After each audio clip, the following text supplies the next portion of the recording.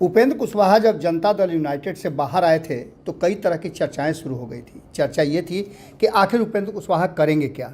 उपेंद्र कुशवाहा ने अचानक से जो प्रेस कॉन्फ्रेंस किया, उस प्रेस कॉन्फ्रेंस में जैसे ही जनता दल यूनाइटेड के पोस्टर के पीछे राष्ट्रीय लोक जनता दल का पोस्टर आया तो सभी को जानकारी मिल गई कि वो अब बड़ा खेल खेलने के लिए फिर से मैदान में उतर चुके हैं।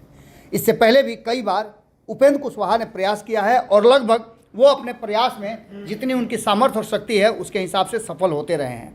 आपको बता दें कि जब से उन्होंने नई पार्टी बनाई है उसके बाद से कार्यकर्ता के साथ वो बैठक भी कर चुके हैं, लगातार वो बिहार का दौरा कर रहे हैं। इतना ही नहीं, उन्होंने जिस तरह से अपने पार्टी को समायोजित करने की कोशिश की है, समीकरण को गांथने की और गढ़ने की कोशिश की है, उसे देख करके साफ लग रहा है कि कहीं ना कहीं वो नीतीश कुमार को 2024 ही नहीं 2025 में टक्कर देने की तैयारी कर रहे हैं। इसके साथ साथ कहा तो यहाँ तक जा रहा है कि उपेंद्र कुशवाहा ने 2024 और 25 में जिस तरह की तैयारी की है वो भारतीय जनता पार्टी को बड़ा रास आ रहा है। यही कारण है कि भारतीय जनता पार्टी लगातार सपोर्ट कर रही है। जब वो नहीं शामिल हुए थे या अभी तक कोई ऐसा फैसला उन्होंने नहीं लिया है, उसके बाद ही भारतीय जनता पार्टी लगातार उनकी बड़ाई कर रही है। इतना ही नहीं, जब उन्हें सुरक्षा मिली और सुरक्षा बढ़ाया गया तो कई तरह की बातें शुरू हो गई कि अब वो भारतीय जनता पार्टी के विधिवत रूप से हिस्सा है, लेकिन अभी तक ऐसा फैसला नहीं हुआ है।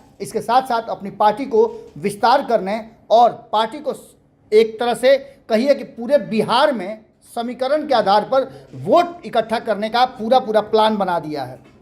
इस प्लान के तहत उन्होंने सबसे पहले तो अपने प्रदेश अध्यक्ष जो कि कुशवाहा समाज से आते हैं उन्हें स्थान दिया।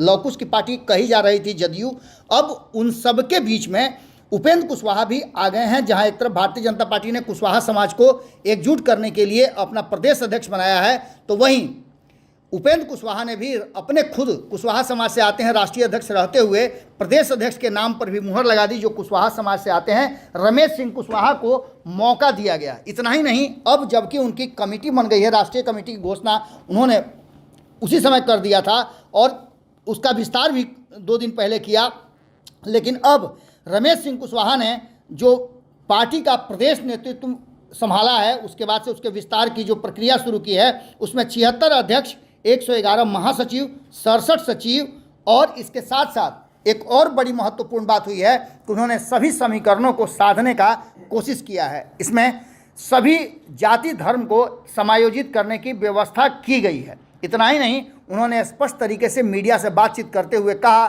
कि इस समीकरण में दलित, महादलित, अति पिछड़ा, अल्पसंख्यक, महिला एवं सवर्ण समाज के लोगों को बराबर प्रतिनिधित्व दिया गया है और ये हमारी लड़ाई जो है वो 2024 ही नहीं 2025 की है।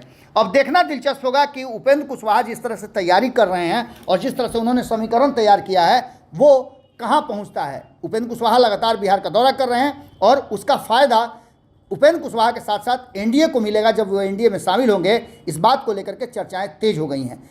इस लिस्ट को आप देखिए और देखने के बाद आप भी महसूस कीजिए कि किस तरह से बिहार में राजनीतिक उठापटक जारी है।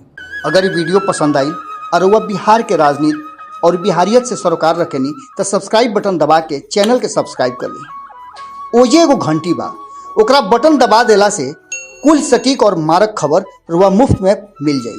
अगर रुआ पत्रकारिता के हमनी के नया प्रयोग में सहयोग कर चाहतानी तो ज्वाइन बटन दबा दी। पेटीएम नंबर नोट कर ली 9386816700। धन्यवाद।